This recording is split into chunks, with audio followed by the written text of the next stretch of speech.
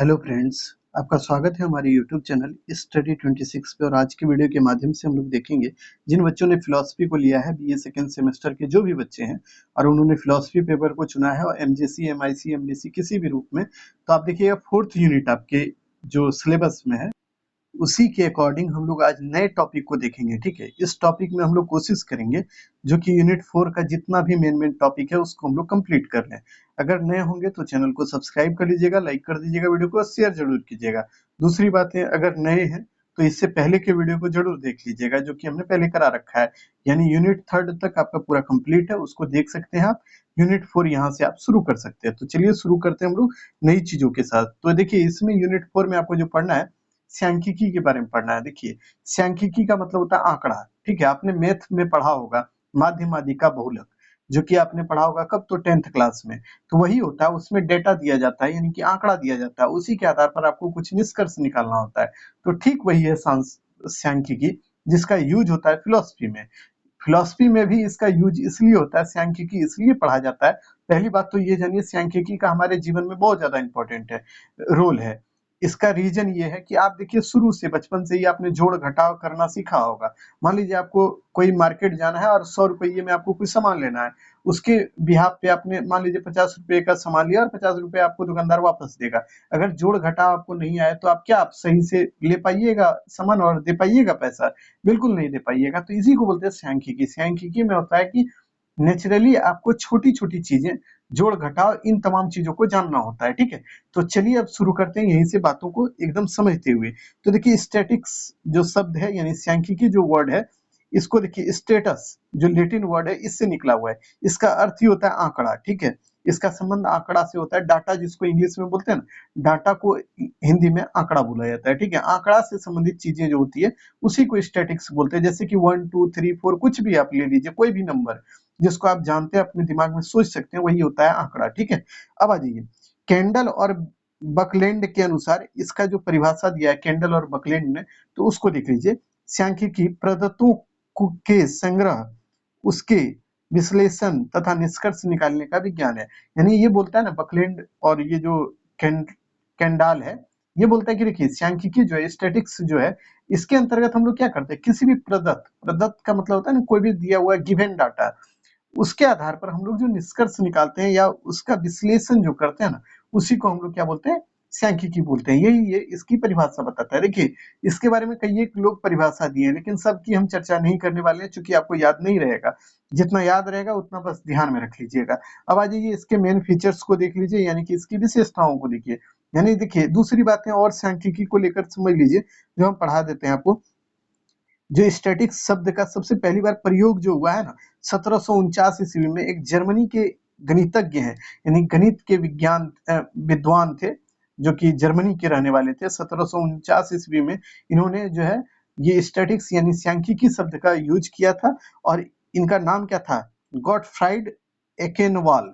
ठीक है, गॉटफ्राइड एकेनवाल इनका नाम था। और इन्हीं को सांख्यिकी का जनक भी बोला जाता है। यानी आपसे बोलेगा फादर ऑफ स्टैटिक्स कौन है, तो आप बोलिएगा गॉटफ्राइड एकेनवाल है। ठीक है, और ये कब इस वर्ड का यूज किया था, तो ये किया था 1749 में। ठीक है, इतनी चीजें आपको ध्यान में रखनी है। सांख्यिकी से तात्पर्य क्या है उसको अब देखिए। माफ कीजिएगा, सांख्यिकी शब्द से तात्पर्य है जिसमें समांकों का मतलब होता है आंकड़ा या डाटा को संग्रहित किया जाता है, उसका विश्लेषण और निर्वाचन किया जाता है, यानी उसी के आधार पर जो निष्कर्ष निकाला जाता है उसी को सांख्यिकी बोलते हैं। अब आ जाइए, इसके फीचर्स को देखिए, यानी इसकी विशेषताओं को देखिए। यहाँ तक तो बातें सांख्यिकी के मतलब को समझने से संबंधित था। अब यहाँ से इसके विशेषताओं को देखिए। तो पहली विशेषता इसमें ये होती है कि इसमें तथ्यों को अंकों के रूप में अभिव्यक्त किया जाता है। यानी कि मान लीजिए कोई भी चीज है तो उसको 1 2 3 4 के फॉर्मेट में लिखा जाएगा। यानी अनगिनत जितना भी है, आप जितना नंबर जानते हैं उस नंबर के रूप में आप कोई भी चीज को लिख सकते हैं। उसके बाद यह एक प्रकार के की वैज्ञानिक विधि तंत्र है। यानी ये जो है ना, वैज्ञानिक विधि यंत्र है, यानी इसको साइंटिफिक मेथड बोला जाता है। और चूंकि साइंटिफिक मेथड अगर नहीं होता तो आपको पढ़ना भी नहीं होता। अगर साइंटिफिक मेथड है तभी आप इसको पढ़ रहे हैं। चूंकि आपको हमने पहले भी बताया था कि फिलॉसफी जो अगली बार है सेकेंड सेमेस्टर में, वो पूरा का पूरा साइंटिफिक फिलॉसफी है आपका। ठीक है, तो इसके तहत आपने जो भी पढ़ा, साइंटिफिक मेथड, अनसाइंटिफिक मेथड, जो भी आपको पढ़ाए थे, आगमन विधि, ये तमाम चीजें इसी का पार्ट है, साइंटिफिक मेथड का। ठीक है, उसके बाद देखिए सांख्यिकी विधियों का उपयोग सामाजिक शोध अध्ययनों को व्यवस्थित और वैज्ञानिक बनाने के लिए किया जाता है। यानी देखिए इसका जो यूज होता है ना सांख्यिकी का, उसका यूज ये होता है कि कोई भी चीज है, सामाजिक चीज है ना, उसको व्यवस्थित करने के लिए, उसके बारे में जानने के लिए किया जाता है, ठीक है। जैसे कि मान लीजिए आपको 1 किलो चावल लेना है, तो उस चावल का दाम मान लीजिए 30 रुपया है, और आप गए पैसा लेके और उसको दुकानदार को पैसा आपने दिया और उसने आपको 70 रुपया घुमा के दिया, तो यानी आपने कितना दिया होगा उसको, 100 रुपया दिया होगा, तब तो 1 किलो चावल लिए और 70 रुपया आपको घुमा के दे दिया गया। तो यही होता है सांख्यिकी का यूज जो है ना सोशल वर्क में होता है, इसीलिए इसका इम्पोर्टेंस है, ठीक है। सांख्यिकी विधियों का उपयोग अन्य अध्ययन विधियों के साथ एक सहायक विधि के रूप में किया जाता है, ठीक है। तथ्यों की विशेषताओं को जानने, निष्कर्ष निकालना और अनुमान लगाने में भी सांख्यिकी का उपयोग किया जाता है। यानी कि कोई भी तथ्य है, उसके बारे में जानने के लिए, उसका निष्कर्ष निकालने और उसके बारे में अनुमान लगाने। अनुमान का मतलब हम पहले भी बताए, ये एक प्रकार का अटकल होता है। अटकल का मतलब ये होता है कि जो आप सोचते हैं अपने दिमाग में, मान लीजिए आप भी अनुमान लगा रहे होंगे कि आपने अच्छे से तैयारी करा, तो आपको एक अच्छा नंबर मिलेगा और आप अनुमान के बिहाफ पे ये बोल सकते हैं कि आप जो एग्जाम दीजिएगा उसमें हो सकता है कि आपको 80% मिले। तो ये तो आप अनुमान लगाते हैं ना, जब आपका रिजल्ट आएगा तब तो ये फिक्स होगा कि आपको कितना नंबर मिला, ठीक है। तो इसी को बोलते हैं कि इसके माध्यम से आप अनुमान भी लगा सकते हैं, निष्कर्ष भी निकाल सकते हैं, कोई भी चीज के बारे में आप जान भी सकते हैं, ठीक है। तो यही होता है सांख्यिकी का एक तरह से इम्पोर्टेंट जो फीचर्स है उसको हमने बता दिया। अब देखिए सांख्यिकी की विधियां कौन कौन से, यानी मेथड्स ऑफ, मतलब इसको बोलते हैं मेथड ऑफ स्टैटिक्स। तो इसको आप देख लीजिए, यानी कि सांख्यिकी की विधियां। तो देखिए पहली बात है समंकों का संकलन। समंकों का मतलब यहाँ देखिए समंक जहां भी दिखेगा आप याद नहीं रख पाइएगा तो सीधा लिखिएगा डाटा का संकलन। डाटा हिंदी इंग्लिश दोनों में लिख सकते हैं। हिंदी में डाटा तो आप लिखना जानते ही होंगे, बस वैसे लिख दीजिएगा, और अंग्रेजी में DATA लिख दीजिएगा तो डाटा कहलाता है, ठीक है। तो इसका संकलन करना पहला इसका विधि होता है, ठीक है। तो इसमें क्या होता है ना, कोई भी आपको मान लीजिए हमने दे दिया, देखिए अब इसको इस तरह समझिएगा, ये आपको देखिए स्क्रीन पर हमने डाटा दिया। अब इसको क्या, आपको क्या होगा, आप जब सांख्यिकी कीजिएगा तो आप क्या कीजिएगा, तब आप क्या कीजिएगा जानते हैं, इन सभी डाटा को कलेक्ट कीजिएगा और आपको पता होगा कि हमारे पास डाटा की कुल संख्या कितनी है, तो 1 2 3 4 5, ये हाँ मतलब 5 हो गया, 6 हो गया, 7 हो गया और 8, यानी कि 8 आपके पास डाटा है, वो अलग अलग है, वो नंबर उसका अलग अलग है, लेकिन टोटल 8 डाटा है आपके पास, उसका नंबर अलग अलग है। ये तो आप पहली बात जान गए। तो इसमें पहली बात यही होती है ना कि कोई भी चीज का जो डाटा है उसको संकलित किया जाता है, यानी कि जो भी डाटा आपके पास दिया रहेगा 2 4 10 20 50, उसको आप संकलित कीजिएगा, यानी इकट्ठा कीजिएगा, एक जगह पे लाइएगा। उसके बाद इसका व्यवस्थित इसको किया जाता है। व्यवस्थित का मतलब होता है ना कि एकत्रित किए गए डाटा को उसको व्यवस्थित करना ही व्यवस्थापन कहलाता है, ठीक है। जैसे कि अभी आपको हम समझा दें, जैसे कि आपको ये डाटा पूरा दिया गया था, फिर से हम दे देते हैं इसको, ठीक है। मान लीजिए 1 है, 3 है, 4 है, 2 है, 5 है, ठीक है। तो अब इसको बोलेगा एक क्रोनोलॉजिकल वे में व्यवस्थित कीजिए। तो व्यवस्थित आप जब कीजिएगा तो 1 2 3 4, यानी कि जो छोटा से बड़ा है उस तरह से आप व्यवस्थित इसको कीजिएगा। तो इसी को बोलते हैं व्यवस्थापन, ठीक है, सांख्यिकी के अंतर्गत। तो ये होता है डाटा का व्यवस्थापन, जिसको बोलते हैं व्यवस्थित करना। तो दूसरा यही होता है एकत्रित समंकों का व्यवस्थापन करना, यानी जो आपने डाटा को इकट्ठा किया है उसको आप व्यवस्थित कीजिएगा, तो इसी को बोलते हैं, दूसरा इसका रूप है या विधि है। तीसरा है समंकों का प्रस्तुतिकरण, यानी कि आपने जो भी डाटा को इकट्ठा किया है उसको आप प्रस्तुत कीजिएगा, यानी किसी के सामने रखिएगा कि देखिए हमारे पास ये डाटा है। मान लीजिए कि आपके पास, मान लीजिए हमने कहा कि आपके घर में जितने भी जो काम की चीजें हैं, काम की चीजें जैसे कि इलेक्ट्रॉनिक चीजें हैं, उसको आप इकट्ठा कीजिए। तो आप क्या कीजिएगा, घर की जितनी भी काम की चीजें हैं इलेक्ट्रॉनिक्स है, उसको आप एक जगह पे कलेक्ट कीजिएगा। उसके बाद आप क्या कीजिएगा, उसमें आप खोजिएगा कि कौन अच्छा है कौन खराब है, उसको निकाल के अब रखिएगा अच्छा खराब को ढूंढ के। उसके बाद हम आपको बोलेंगे अब इसको प्रस्तुत कीजिए, यानी कि आप हमको दिखाइए, तब आप हमको दिखाइएगा। तो यही 3 इसके स्टेप होते हैं। चौथा स्टेप क्या है उसको अब देखिए।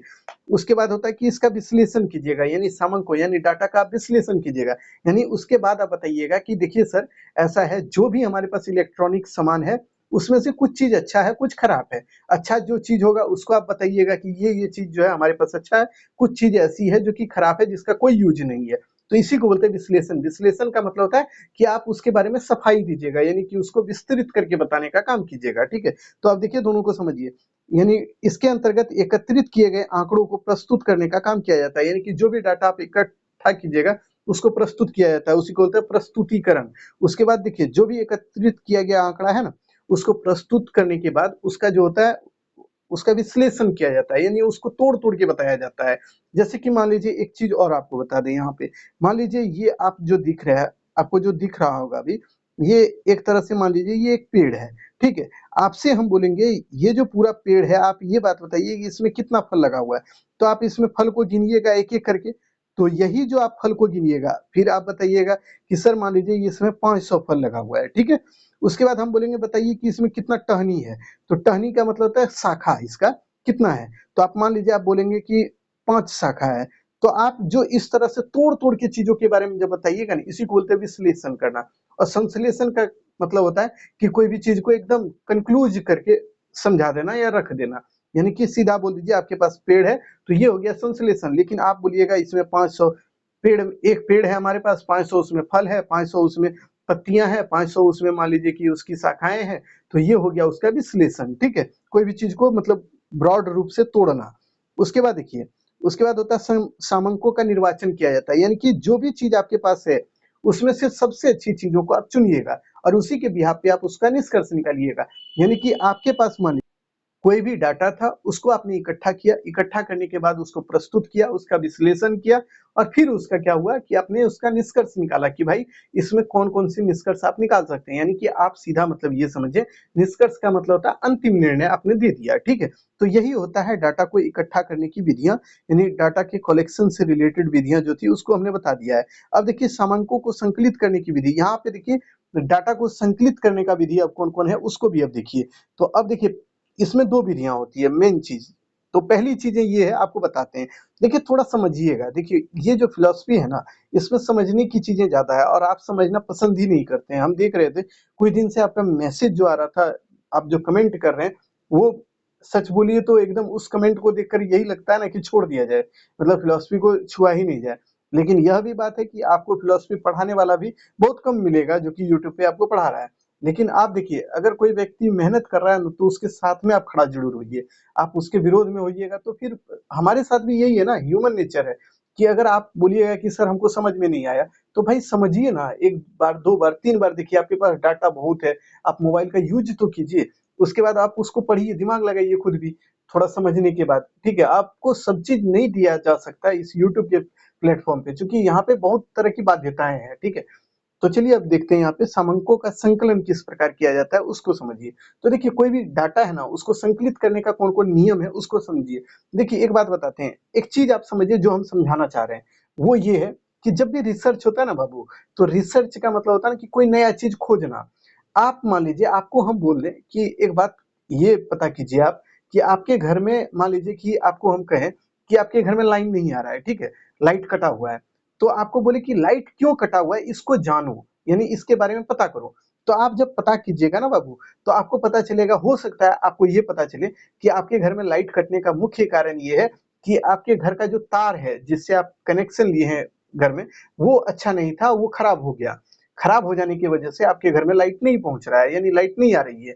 तो ये तो आपने एक डाटा को कलेक्ट किया, तो ये किस प्रकार से किया? यानी प्रत्यक्ष रूप से, यानी डायरेक्ट रूप से आपने तार का जाँच किया कि भाई देखिए हमारा तार ही खराब था तो हमारे घर लाइट कैसे आएगा? तो उसको जब जाँचे ना, तो यही होता है प्राथमिक डाटा का कलेक्शन। यानी इसको बोलते हैं ना, जब आप कोई भी चीज़ को प्राथमिक रूप से, यानी कि एकदम सामने से या किसी से सुन के या मौखिक रूप से सुनते हैं, जैसे कि मान लीजिए एक उदाहरण और दे देते हैं आपको। आपके घर के सामने कोई एक्सीडेंट हुआ, तो एक्सीडेंट अगर हुआ है, एक्सीडेंट के बाद तुरंत आप निकले, आपने देखा कि कोई व्यक्ति एक्सीडेंट के बिहाफ़ पे गिर गया है, उसको आपने उठा वगैरह दिया, वो चला गया। तो ये हो गया ना कि उसके बारे में आप जब लिखिएगा बाद में, तो बोलिएगा कि देखिए हमारे घर के सामने कोई एक्सीडेंट किया था, जो हमने सामने से देखा था, इसी को बोलते हैं प्रत्यक्ष। और यही बोल दें अगर कि अप्रत्यक्ष रूप से आप कैसे लिखिएगा इसके बारे में बताइएगा, तो मान लीजिए कि आप घर में नहीं थे और आपके घर में के सामने कोई एक्सीडेंट हुआ, आपके मम्मी-पापा ने उसको देखा और आप जब घर आइए तो आपको वो बताते हैं कि देखो ना अपने घर के सामने कोई एक्सीडेंट हुआ था। इसी को बोलते हैं अप्रत्यक्ष विधि, ठीक है? ये 2 तरह से जो है कोई भी डाटा है उसको कलेक्ट किया जाता है कि पहली तो डायरेक्ट विधि जिसमें आप स्वयं जाके कोई भी चीज़ को देखते हैं, सुनते हैं, समझते हैं और दूसरा होता है इनडायरेक्ट मेथड जिसमें आप स्वयं नहीं उसके बारे में जानते हैं, बट आप किसी और के माध्यम से उस चीज़ों को जानने का प्रयास करते हैं। इसी को बोलते हैं इनडायरेक्ट मेथड, ठीक है? तो ये होता है डाटा कलेक्शन का पहला मेथड, और इसी को बोलते हैं प्राथमिक विधि। यानी प्राथमिक जो है इसको प्राइमरी डेटा कलेक्शन का ये एक तरह से बोली तो मेथड है ये, ठीक है। तो अब देखिए ये जो डाटा कलेक्शन होता है ये दो तरह से होता है। पहला होता है कौन भाई, तो प्राथमिक, और दूसरा होता है द्वितीयक जो सामांक कलेक्शन मेथड जो है, ठीक है। तो अब देखिए इसको समझने का प्रयास कीजिएगा। तो प्राथमिक समांक जो है उसको समझिए। प्राथमिक जो समांक होता है ना उसके अंतर्गत आप जो पहली बार जो भी चीज को खोजे उससे जो निष्कर्ष निकाल के रख दिए वही होता है प्राथमिक समांक, ठीक है। तो इसके अंतर्गत समांकों को पहली बार इकट्ठा किया जाता है, ठीक है। उसके बाद क्या किया जाता है, इसके अंतर्गत पहली बार समांकों को इकट्ठा किया जाता है। इसमें प्रत्यक्ष और अप्रत्यक्ष रूप से आंकड़ों को इकट्ठा किया जाता है। उसके बाद उसी के आधार पर निष्कर्ष निकाला जाता है। प्रत्यक्ष और अप्रत्यक्ष विधि दोनों बता दिए थे। इसी के माध्यम से प्राथमिक जो समांक जो इकट्ठा किया जाता है, यानी कि डाटा, समांक का मतलब होता है डाटा या समांक, जो भी आपको दिखे वो आंकड़ा, डाटा, समांक जो भी आपको दिखे वो डाटा ही समझना है, ठीक है। तो उसके अंतर्गत जो भी डाटा को कलेक्ट किया जाता है ना उसके बिहाफ पर निष्कर्ष निकाला जाता है प्राथमिक मेथड के अंतर्गत। अब देखिए सेकेंडरी मेथड भी होता है, द्वितीयक जो समांक विधि है उसको समझिए। द्वितीयक समांक विधि वो होता है ना बाबू जो कि फर्स्ट मेथड के अंतर्गत आपने कोई भी डाटा को कलेक्ट किया। मान लीजिए कि आपने एक निष्कर्ष निकाला कि भाई मेरे घर के सामने जो एक्सीडेंट हुआ उसका रीजन ये था कि वो व्यक्ति जो है तेज गाड़ी चला रहा था। एक आपने निष्कर्ष निकाला, वो खत्म हो गया आपका मैटर। अब देखिए आप ही के निष्कर्ष निकालने के बाद हम ये तय करेंगे, यानी कि हम भी एक रिसर्च करना शुरू करें कि भाई एक्सीडेंट क्यों होता है। जब एक्सीडेंट के बारे में हम रिसर्च करने लगेंगे तो हमको भी पता चलेगा कि कोई व्यक्ति बोला था, यानी आप बोले थे कि हमारे घर के सामने इसलिए एक्सीडेंट हुआ क्योंकि गाड़ी वो कोई व्यक्ति तेज चला रहा था।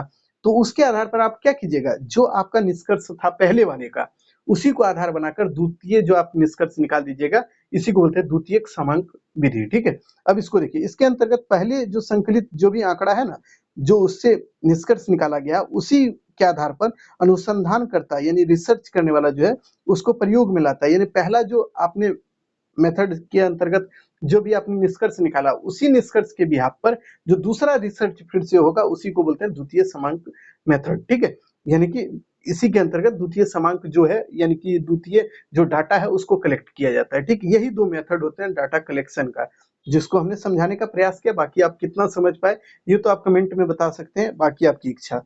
अब आ जाइए, जो मेन चीजें हैं यहाँ से शुरू से समझिएगा कि आपने समझा होगा माध्य, माध्यिका, बहुलक, ये आप शुरू से पढ़ते आ रहे हैं। इसमें कहीं कुछ मतलब बहुत ज्यादा दिक्कत वाली बात हो ही नहीं होगी और होनी भी नहीं चाहिए। तो पहले देखिए माध्य क्या होता है। माध्य का मतलब समझिए कोई भी डाटा दिया रहेगा ना उसका एवरेज निकालना ही माध्य कहलाता है, यानी एवरेज। मान लीजिए कि 2 और 4 ये आपको हम दे दें और बोले इसका माध्य निकालिए, तो आप क्या कीजिएगा 2 और 4 को जोड़ दीजिएगा, यानी 2 और 4 6 हो गया, और उसको 2 से भाग दे दीजिए। चूंकि मतलब अंक तो 2 ही था इसीलिए उसको 2 से भाग दे दिए, यानी 3 आ गया आंसर आपका। उसी तरह माध्य का मतलब होता है किसी भी गिवन डाटा का जो औसत निकालते हैं उसी को माध्य बोलते हैं, ठीक है। सीधा यही समझना है आपको, इसमें ज्यादा किताबी बुकिस्ट लैंग्वेज का यूज कीजिएगा तो आप फंस भी जाइएगा। तो देखिए हम समझा भी देते हैं, किसी भी समूह की केंद्रीय प्रकृति को प्रकट करने वाला वह मान जिससे दोनों और विचलन समान हो जाए। यानी कि अब देखिए आपको समझा देते हैं। ये आपको मान लीजिए आपको क्वेश्चन में दिया है 10, 15, 20, 25, 30 ये आपको दे दिया और बोलेगा इसका माध्य निकालिए। तो आप कुछ नहीं कीजिएगा, माध्य बराबर फॉर्मूला होता है, माध्य बराबर आप डायरेक्ट लगाइएगा। जितना अंक दिया है 10 जोड़ 15 जोड़ मान लीजिए 20 है जोड़ 25 है, सबको जोड़ दीजिए, ठीक है। मान लीजिए यही 4 अंक है आपके पास, ठीक है। 10, 15, 20, 25 ये सबको जोड़िए, और ये क्या अंक हो गया 4 अंक है तो नीचे 4 से भाग दे दीजिए। अब देखिए 10 को 15 से जोड़िएगा तो 35 होता है, और 20 कितना हो गया 55, और 25 हो गया कितना हो गया 80 हो गया, और 80 को 4 से भाग दीजिएगा तो कितना होता है 20 चौक 80 यानी 20 हो गया। आपका उत्तर सही हो जाएगा 20, ठीक है। उसी तरह आपको एक क्वेश्चन हम दे देते हैं, आप इसका सही उत्तर बताइएगा हमको। 100, ठीक है, 97 जोड़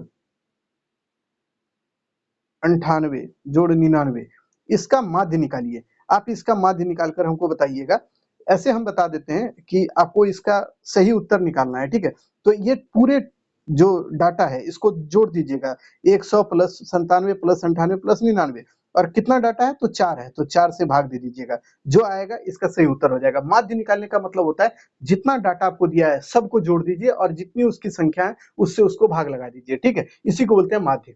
ये सिंपल मेथड है जो कि ऑब्जेक्टिव में आपका बनेगा, और जब बनेगा ना तो आप दांत चिहाड़ के आ जाइएगा, क्योंकि आप पढ़ के नहीं जाइएगा अच्छे से और बोलिएगा कि सर आप तो पढ़ाते ही नहीं है, वो सब चीज आप नहीं पढ़ाए थे, लेकिन हम आपको बता दिए। और इसमें देखिए दो तरह का होता है, इसमें एक होता है कि लॉन्ग मेथड, लॉन्ग मेथड में बारंबारता, आवर्त सारणी, ये सब आप पढ़े होंगे, उस तरह से भी बनता है। लेकिन अगर आप चाहिएगा कि हाँ सर उस तरह भी पढ़ना है कि लॉन्ग मेथड भी पढ़ा दीजिए ताकि क्वेश्चन अगर आए तो उसको हम बना सकें, तो उसको भी हम अगले वीडियो में पढ़ा देंगे, लेकिन कमेंट आपका आएगा तब, नहीं तो यहीं पे हम स्टॉप कर देंगे, क्योंकि ये यूनिट 4 का जो मेन टॉपिक था उसको हम खत्म कराने के कगार पे हैं, और 3rd यूनिट तक तो कंप्लीट करा ही दिए हैं, क्योंकि आपको कितना भी करा देते हैं, लेकिन आपका जो कमेंट होता है वो एकदम दिल तोड़ने वाला था। कल का कमेंट जो हमने कल देखा वो बहुत दिल तोड़ दिया मेरा, ठीक है। तो इस तरह का कमेंट मत कीजिए, क्योंकि आपके लिए मेहनत हम भी करते हैं यार, बहुत करते हैं। तो इस तरह से माध्य निकालिएगा। माध्यिका देखिए क्या होता है, माध्यिका को देख लीजिए अब।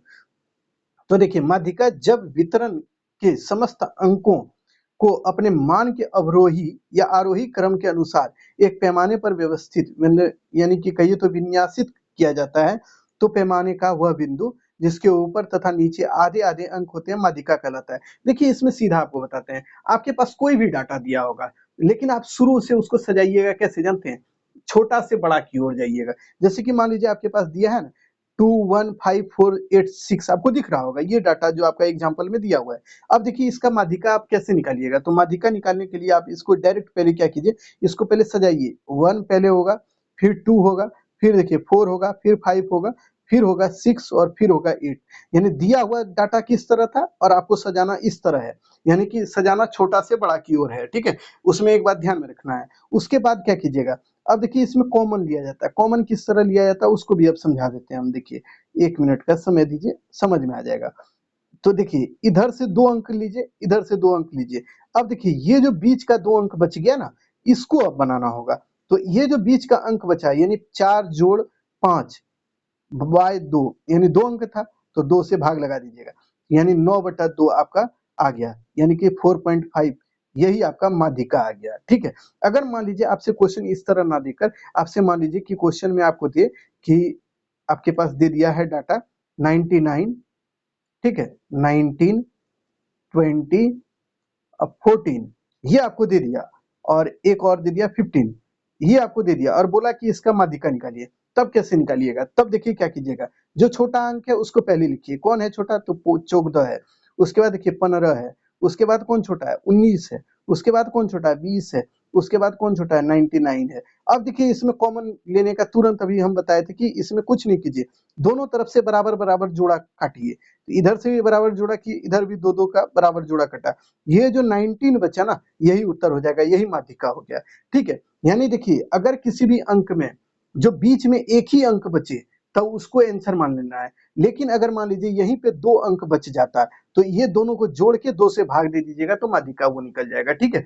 देखिए ये हमारे पास बोर्ड का अभाव है, ठीक है, अगर बोर्ड रहता तो हम इसको और भी डिटेल अच्छे से बता देते, लेकिन यहाँ आप कितना समझ पा रहे हैं तो वो आप ही बता पाइएगा, लेकिन हमारी कोशिश है कि आपको इतना समझा दे कि आपका ऑब्जेक्टिव गलत ना हो, ठीक है। अब देखिए एक और आपको उदाहरण के साथ समझा देते हैं, एक दो और, जैसे कि मान लीजिए आपके पास दे दिया 2, 4, 6, 8, इसका माध्य निकालिए। अगर आपको बोले कि माध्य निकालिए, तो माध्य निकालने के लिए कुछ नहीं करना है, माध्य लिखिएगा चुपचाप, और उसके बाद कुछ नहीं करना है, 2 जोड़ 4 जोड़ 6 जोड़ 8, इतना कर दीजिएगा, और ये अंक कितना है तो 4 है, तो 4 से भाग लगा दीजिए। अब देखिए 6 और 6 12 हो गया, और 8 कितना हो गया, 20, 20/4 हो गया, कितना आ जाएगा आंसर इसका, तो 5 आ जाएगा, सही उत्तर हो जाएगा कि नहीं, यानी कि माध्य बराबर 5 हो गया इसका उत्तर, ठीक है। अब देखिए इसी तरह आप देखिए आपको दे दे, एक डाटा आपको दे दे 3, 4, 5, 6, 1, 2, तो इसको बोले कि माध्यिका आप निकालिए, तब आप किस तरह कीजिएगा, तो सबसे पहले ये डाटा जो दिया है ये क्रोनोलॉजी में नहीं है, तो इसको क्रोनोलॉजी में सजाइए, घटते से बढ़ते क्रम में। तो पहले लिखिएगा 1, फिर 2, फिर 3, फिर 4, फिर 5 और फिर 6 आप लिखिएगा। अब देखिए इसमें आप देखिए आपको ये चुनना है कि दोनों तरफ बराबर, ये दोनों तरफ देखिए ये 2 2, यानी 2 पे मतलब पेयर बन गया, यानी जोड़ा बन गया, उसके बीच वाला जो बच गया 2 गो, इसी को लेना है अब। 3 + 4/2 कर दीजिए, यानी 2 अंक था, तो यानी 7/2 यानी कि 3.5 यानी 3.5 आपका आंसर हो जाएगा इसका। तब ये हो गया क्या आपका माध्यिका, ठीक है। अब देखिए बहुलक क्या होता है, आप बहुलक को समझ लीजिए, चूंकि बहुलक भी आपसे क्वेश्चन पूछेगा, चूंकि आपके सिलेबस में तो आपको पढ़ना तो है ही। उस पद का मूल्य या आकार होता है जिसमें की आवृत्ति प्रदत्त श्रेणी में सबसे अधिक बार होती है। यानी मान लीजिए बहुलक क्या होता है जानते हैं, जो भी आपको डाटा दिया होगा ना उसमें सबसे ज्यादा बार जिसका जिक्र होगा, यानी जो अंक होगा उसी को बहुलक बोलते हैं। जैसे कि मान लीजिए आपके पास ये डाटा पूरा दिया हुआ है, ठीक है। इसमें देखिए सबसे ज्यादा बार कौन संख्या आया है, ये देखिए 4 एक बार आया है, 2 बार आया है, 3 बार आया है, 4 बार आया है। और उसके बाद देखिए कौन संख्या ज्यादा बार आया है, 3 जो है ये देखिए 3 एक बार 2 बार आया है, ये भी ज्यादा नहीं है, 4 से ज्यादा कोई है नहीं है, यानी कि इसका सही उत्तर हो जाएगा 4। यानी कि कोई भी डाटा दिया है उसमें जो सबसे ज्यादा बार आया होगा उसी को बहुलक, बहु मतलब बहुत ज्यादा, ठीक है, बहुत ज्यादा बार आने वाला संख्या को बहुलक बोलते हैं। सीधा यही आप याद रखिएगा। ये ऐसे इसका डिफिनेशन नहीं है, लेकिन हम आपको इसलिए बोल रहे हैं ना ताकि आप आंसर बना के आ जाएं, छोड़ के नहीं आए। जैसे कि मान लीजिए आपके पास दे दिया 2 4 4 2 3 2 4 5 2, इसमें आपको बोल दे कि बहुलक निकालिए। तो बहुलक निकालने के लिए सीधा है कि 2 देखिए क्या बार है, 2 सबसे ज्यादा बार होगा, ठीक है। 1 बार 2 बार 3 बार 4 बार, ये 2 आ गया। अब देखिए आपको ध्यान में रखना है 4 क्या बार है उसको भी देख लीजिए, 1 बार 2 बार और 3 बार। यानी कि देखिए 4 बार 2 था और 3 बार 4 है, तो यानी सबसे ज्यादा बार कौन है, तो 2 है सबसे ज्यादा बार, तो इसका सही उत्तर हो जाएगा 2, ठीक है। यानी बहुलक बराबर आप लिख दीजिएगा 2। यानी कि देखिए सीधा है, माध्य में वही होगा कि माध्य बराबर ये होता है कि भाई देखिए जो भी डाटा आपके पास दिया है उसको उतनी संख्या से भाग लगा दीजिए, बात खत्म। उसके बाद माध्यिका क्या होता है कि दोनों तरफ से कॉमन ले लीजिए और उसको खाली क्रोनोलॉजी में सजाना है। और जो बहुलक है उसमें कोई क्रोनोलॉजी का मतलब नहीं है, जो सबसे ज्यादा बार आया है उसी को चुन के रख दीजिए, बस वही आंसर हो गया, ठीक है। अब देखिए बहुलक का एक फॉर्मूला होता है, फॉर्मूला भी याद रखिएगा। बहुलक बराबर फॉर्मूला होता है, इसको याद इसलिए रखिए ऑब्जेक्टिव पूछ सकता है। इसका फॉर्मूला देखिए क्या होता है, 3 माध्यिका - 2 माध्य बराबर बहुलक होता है। यानी कि देखिए 3 माध्यिका यानी माध्यिका का जो भी अगर आपको बोल दे कोई भी सवाल में कि मान लीजिए माध्यिका 12 है और माध्य 10 है, तो इसका बहुलक निकालिए, तब तुरंत आप फॉर्मूला लगाइएगा, क्या जानते हैं, 3 माध्यिका - 2 माध्य। तब उसमें क्या कीजिएगा, 3 गुना माध्यिका मतलब माध्यिका का मान होगा 12, तो 12 गुना 3 कर दीजिएगा, -2 गुना 10 कर दीजिएगा, माध्य का मान 10 अगर है तो इसको घटा दीजिएगा, तो जो भी आएगा वही आंसर हो जाएगा बहुलक। यानी बहुलक का फॉर्मूला याद रखिएगा, 3 माध्यिका - 2 माध्य बराबर बहुलक। अरे देखिए सीधा आपको याद करा दें क्या, देखिए इस तरह याद कीजिए, माध्यिका सबसे बड़ा है तो 3 इसके आगे रख दीजिए, ठीक, और माध्य जो है सबसे छोटा है उसके आगे 2 रख दीजिए। और नहीं याद हो तो ऐसे याद रखिए, एक अंक एक संख्या मतलब दूसरी संख्या इसको मान लीजिए और तीसरी इसको, यानी आधा वाला को 1 मान लीजिएगा, यानी आधा वाला को 1 यहाँ भी मानिए और यहाँ भी मानिए 1, कोई आगे वाले को 1, यानी 2 संख्या बराबर 2 कर दीजिए, और माध्यिका में 3 संख्या तो 3 आगे कर दीजिएगा। यही होता है बहुलक का फॉर्मूला। तो हमने कोशिश किया देखिए बच्चा की तरह आपको समझा देने का, बाकी आपको कितना समझ में आया ये कमेंट में बता दीजिएगा। बाकी आज विदा लेते हैं, फिर मिलेंगे नए वीडियो में, तब तक के लिए धन्यवाद।